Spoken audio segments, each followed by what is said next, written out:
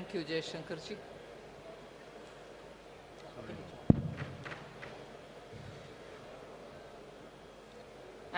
As was said by the External Affairs Minister, under the guidance of Honorable Prime Minister, India's G20 presidency has worked for the theme One Earth, One Family, One Future. So today we are in a position to adopt, through the finance track, people-centric, action-oriented and far-sighted approach, and as a result of which several outcomes of the finance track will certainly reflect these objectives with which we started the negotiations. It has been very clear in our mind that we should ensure that no one is left behind in our pursuit of global solutions.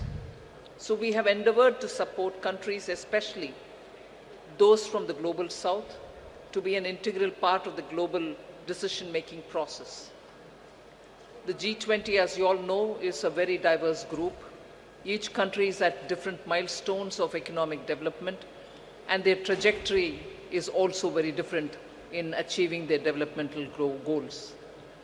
So through well-curated debates and careful assimilation of all the perspectives, the Indian presidency has crafted solutions that resonate with each member, offering a shared path forward for all. Many action-oriented outcomes of this presidency contain comprehensive strategies that cater to the unique needs and aspirations of all developing nations.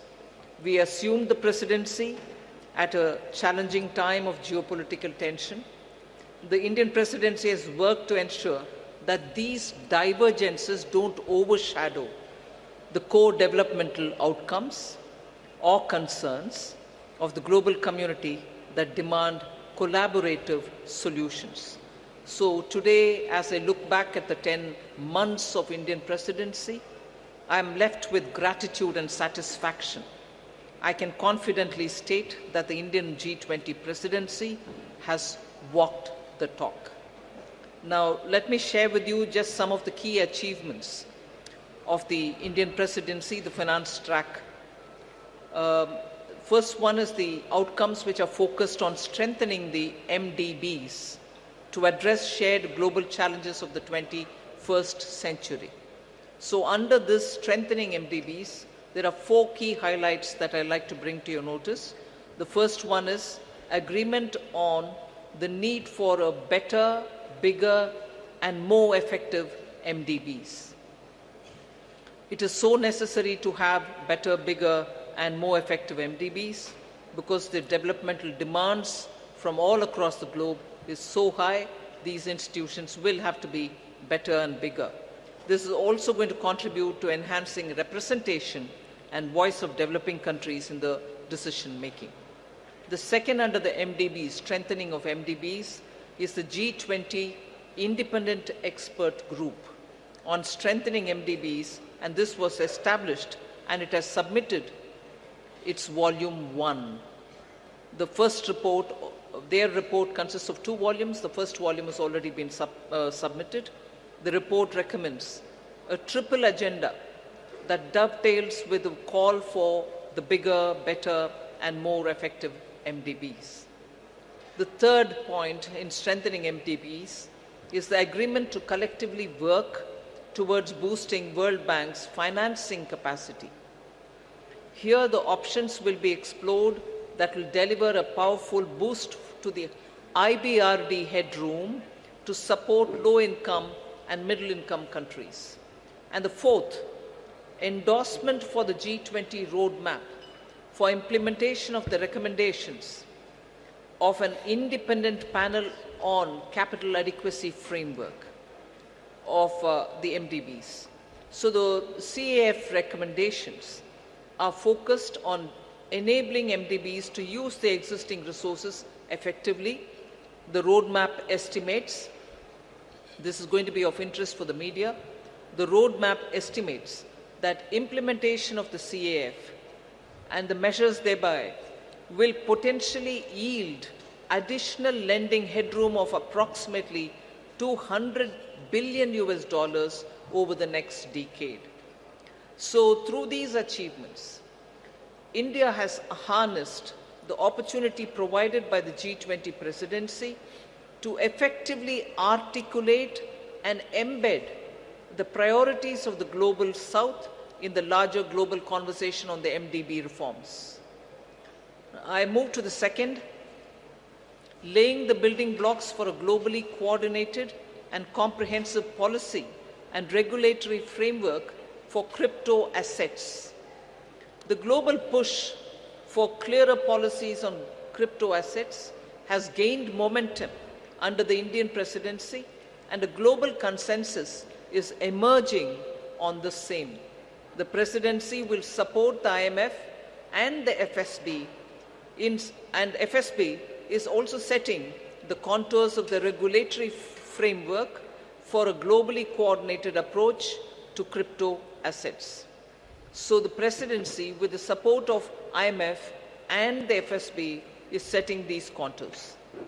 The IMF and FSB Synthesis Paper, about which I've spoken to the media earlier, including a roadmap. On that, I just want to give my observation.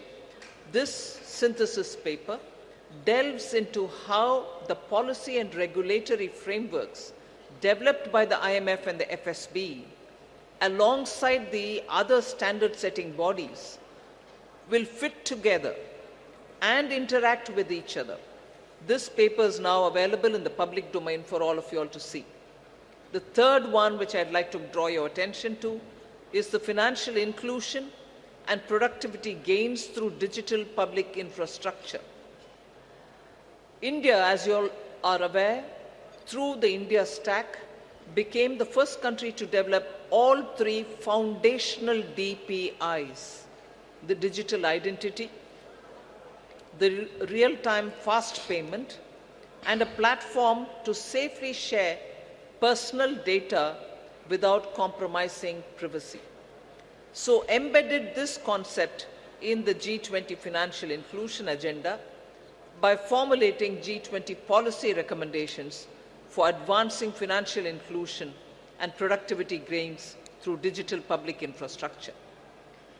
This set of recommendations cover 5 aspects: use of DPIs and accelerating financial inclusion, fostering well-designed DPIs, regulatory and supervisory aspects of DPI, institutional and governance arrangements by DPI, and ensuring customer protection.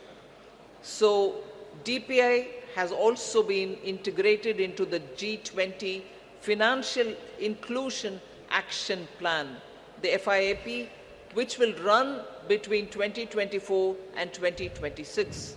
That's a strong legacy of the Indian presidency. We also assume the co-chair of the Global Partnership for Financial Inclusion. The implementation of the Financial Inclusion Action Plan, as well as the policy recommendations on DPI, will remain as areas that will continue to be heard across the G20 forum. So the fourth one, which I'd like to highlight, is the debt resolution under the common framework and also beyond the common framework. Since its establishment in 2021, only Chad as a country has had its debt restructured. The others have been waiting. So since India took over the G20 presidency, good progress has been made in the ongoing country cases under the common framework of debt treatment, and the 3 countries in that are Zambia, Ghana, and Ethiopia. We've also succeeded in using the G20 platform to also put in place a coordinated mechanism to address the debt situation of Sri Lanka, which is outside of the common framework. So G20 will continue discussing the policy-related issues linked to the implementation of the common framework and make periodically such appropriate recommendations. The launch of the Global Sovereign Debt Roundtable, which is co-chaired by IMF the World Bank, and also the G20 Presidency to enhance the conversation among the various stakeholders and address current shortcomings in the debt restructuring process. That has now become an institution which is actually acting as a catalytic agent in getting resolutions done faster. The fifth point under the finance track, which I'd like to bring to your notice, is the financing of cities of tomorrow. Key concerns of the low-income countries and emerging markets is always been to mobilize resources for financing sustainable, resilient, and also inclusive cities of tomorrow. The G20 principles, which are issued for financing cities of tomorrow to promote effective and efficient use of financial resources, to support urban development that is socially inclusive, environmentally responsible, and economically sustainable, are now all under the framework of the principles which have been used. The MDBs and the development financial institutions can use these principles in their financing plans for urban infrastructure. The sixth, which I'd like to quickly draw your attention, is the two-pillar solution on global taxation, the international taxation. We've made substantial progress in the two-pillar solution, and the work has also happened on the exchange of information on immovable property transactions between countries. There is a launch of the pilot program of the South Asia Academy in India for tax and financial crime investigation in collaboration with the OECD. The seventh, on which I'll elaborate, is mechanism to support the timely and adequate mobilization of resources for climate finance. Till date, the conversation was focused on calling on developed countries to say, where is that $100 billion US dollars, which didn't come. But Indian presidency adopted an action-oriented approach, and the G20 explored mechanisms that can support timely and adequate mobilization of resources for climate finance, facilitating access to multilateral climate funds and enhancing their leverage and ability to mobilize private capital has also been our focus. Special focus again on development, demonstration, deployment of green and low carbon technologies. Now the list of outcomes, I've pointed out 7, just 3 more which I'll not go into the detail, but you can take it as enough has been done on that. I'll also put it out for your consideration. Scaling up sustainable finance for social sectors, health and education. Technical assistance for capacity building. Then global conversation on transition policies, especially to include range of options, both on pricing and non-pricing. And the third one, enhancing finance health collaboration so as to cover many other work streams as well. So I listed out 7, elaborated on them, 3 others which have not elaborated, but on all of them, substantial progress and outcomes have been achieved. India's received tremendous support from the G20 members across the table.